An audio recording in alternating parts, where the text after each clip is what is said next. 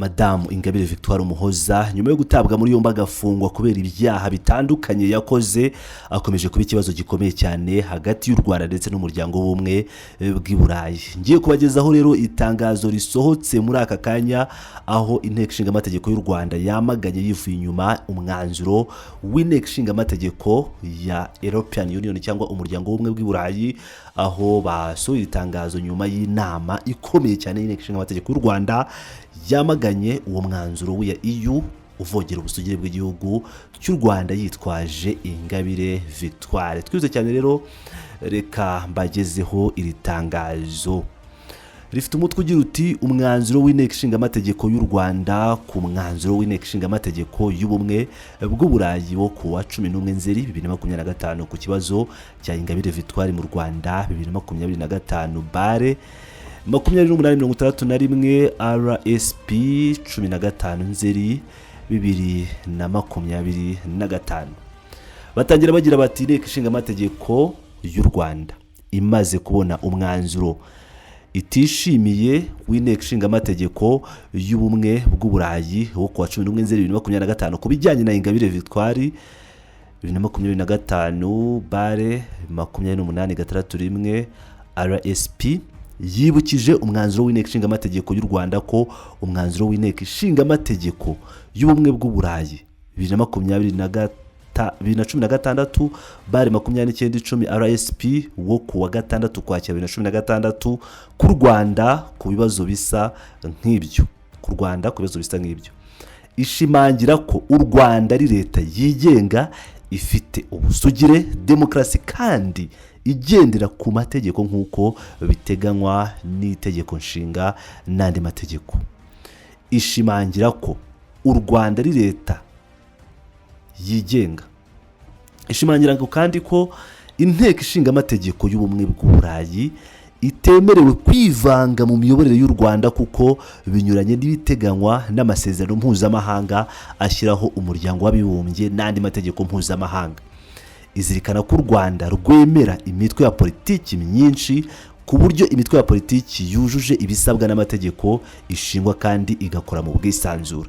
Iributsa ko ubucamanza bw'u Rwanda ari bwo murinzi w'uburenganzira n'ubwisanzure bwa muntu bukoresha ububasha bwabwo mu bwisanzure kandi bwubahiriza itegeko nshinga n'andi mategeko n'amahame mpuzamahanga. Iributsa kandi ko Ingabire Victoire yahamijwe ibyaha bitandukanye nyuma agafungurwa ahawe imbabazi na Perezida wa Repubulika, ubu akaba ari mu butabera kubera ko hari ibindi byaha akekwaho.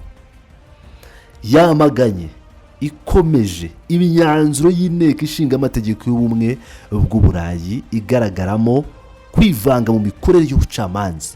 Ibyo bikaba binyuranye n'amahame ahuriweho y'ubwigenge bw'ubucamanza n'aya demokarasi. Yamaganye kandi umwanzuro n'imvugo by'inteko ishinga amategeko y'ubumwe bw'u Burayi bishingiye ku makuru abogamye adashingiye ku mategeko, agorekwa n'abanyapolitiki bafitiye urwango u Rwanda n'ubuyobozi bwabwo bw'u Rwanda bagamije gutesha agaciro ubwigenge, inzego zubakiye ku ihame rya demokarasi, iterambere, umwanya n'icyubahiro by'u Rwanda mu ruhando mpuzamahanga. Irasaba iyubahirizwa ry'amahame y'ubwubahane, ubwizerane no kubazwa inshingano mu bufatanye bwose bw'iterambere, bityo ikagaya ibangamirwa ry'ayo mahame mu mikorere y'inteko zishinga amategeko. Yemeje ko uyu mwanzuro ushyikirizwa Visi Perezida wa Komisiyo y'Ibihugu by'Ubumwe bw'u Burayi, intumwa nkuru y'Ubumwe bw'u Burayi ishinzwe ububanyi n'amahanga n'ibirebana na politike mu by'umutekano, inama y'Ubumwe bw'u Burayi, Komisiyo y'Ubumwe bw'u Burayi, ibihugu by'Ubumwe bw'u Burayi, umuryango w'Ubumwe bwa Afurika, umuryango w'abibumbye, guverinoma y'u Rwanda, inteko ishinga amategeko y'ubumwe bw'u Burayi. Umusozo. Uyu ni umwanzuro ukomeye cyane w'inteko ishinga amategeko y'u Rwanda ku mwanzuro w'inteko ishinga amategeko y'ubumwe bw'uburayi yo kuwa 11 Nzeri 2025 ku kibazo cya Ingabire Victoire mu Rwanda. Ibi rero bireta bitwerekeza hehe? Bireta bitujyana neza mu nteko ishinga amategeko ahabereye ibingibi, aho aba bagize inama ishinga amategeko bateraniye. Byari bimeze bite rero? Bari bamaze kugezwaho raporo no gufata umwanzuro kubikubiye mu mwanzuro wa wundi twababwiye 2025 bare 2831 RSP wo kuwa 11 Nzeri 2025 w'inteko ya EU uvuga ku Rwanda. Umwanzuro ukubiyemo ingingo zitandukanye, icyita rusange kikaba ko EU isaba u Rwanda kurekura Ingabire Victoire umuhoza ufunzwe kuva muri Kamena 2025.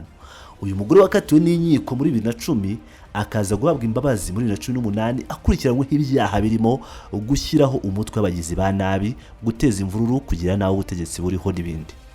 Harimo kandi gukwirakwiza amakuru atariyo cyangwa icengeza amatwara rigamije kwangisha leta y'u Rwanda mu bihugu by'amahanga, gutangaza amakuru ibihuha, gucura umugambi wo gukora ibyaha byo kugira nawo ubutegetsi buriho n'icyo kwigaragambya.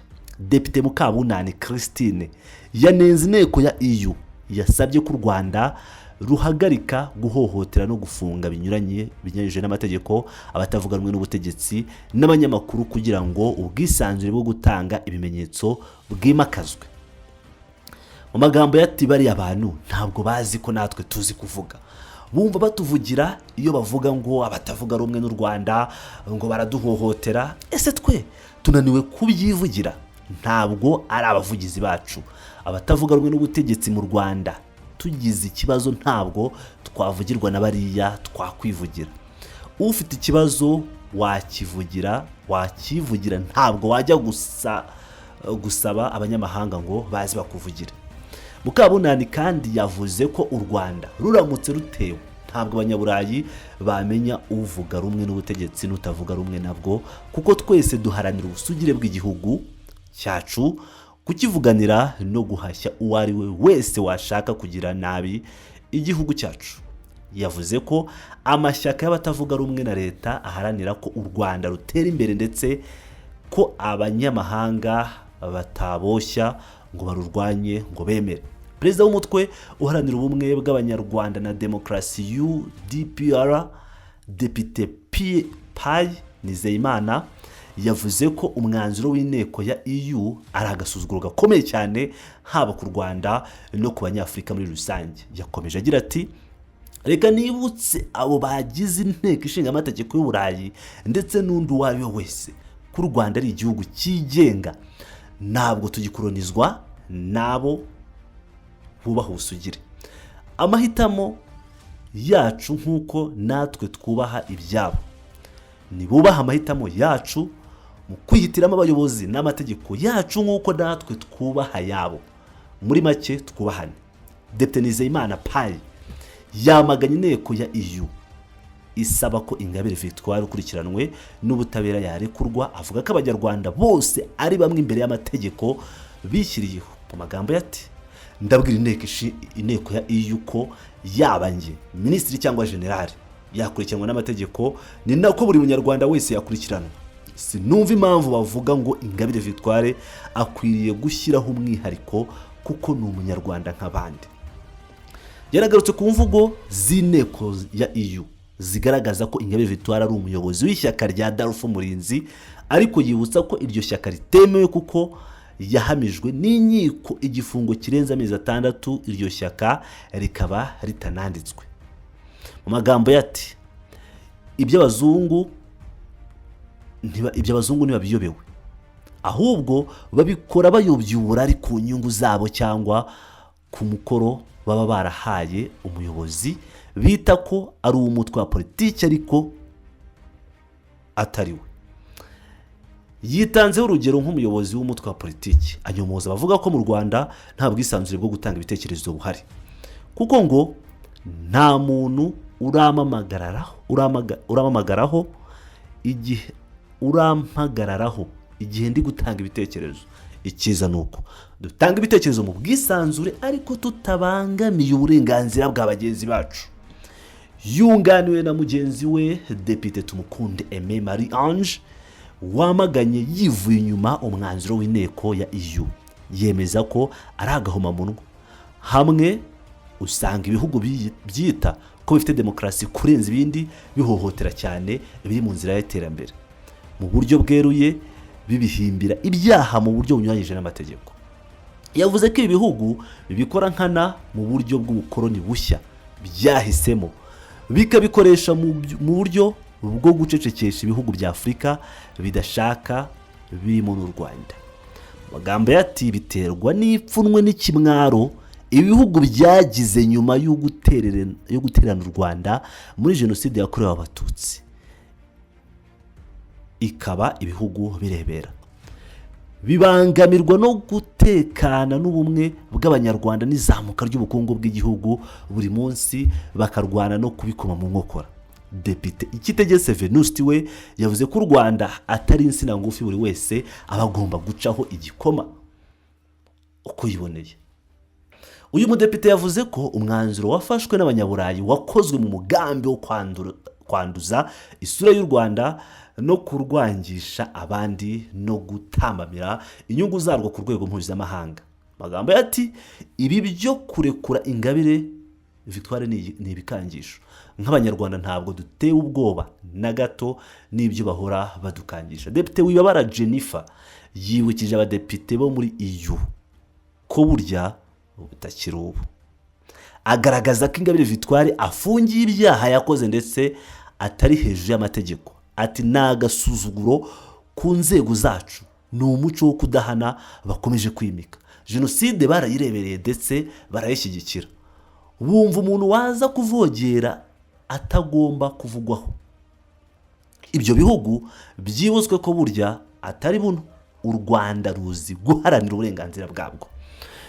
Ngira ngo rero murabyumvira nyuma y'itangazo ry'inteko ishinga amategeko y'u Rwanda yasohoye, imitwe yombi tukaba twari tubajyanye mu nteko ishinga amategeko kugira ngo mwumve ibitekerezo bitandukanye abayobozi bo mu nteko ishinga amategeko bakomeje kugenda batanga, bamagana bikomeye cyane ibyavuzwe n'inteko ishinga amategeko y'u Burayi cyangwa imyanzuro y'inteko ishinga amategeko y'u Burayi isaba irekurwa rya Victoire Umuhoza Ingabire batazira cyangwa bakunze kwita Ivu Umuhoza, wongeye agafungwa kubera ibyaha bitandukanye akurikiranwe nk'uko tubigarutseho muri iyi nkuru. Ni Pilot rero, ni Pilot News TV nk'uko musanzwe mubizi, aho nkomeje kugenda mbagezaho amakuru agiye atandukanye. Amakuru mbagezaho akaba yibanda ku makuru ya politike, amakuru ya geopolitique, amakuru akomeje kugenda avugwa nanone mu mirwano ikomeje kuba mu burasirazuba bwa Repubulika ya Demokarasi ya Kongo, ndetse n'ubusesenguzi butandukanye bwa politiki. Nk'ibisanzwe rero mukomeze mubane natwe, ndabakunda cyane, muri abagaciro. Bless up, ndakomeza mu kanya n'ubundi bagezaho n'andi makuru mu gitondo.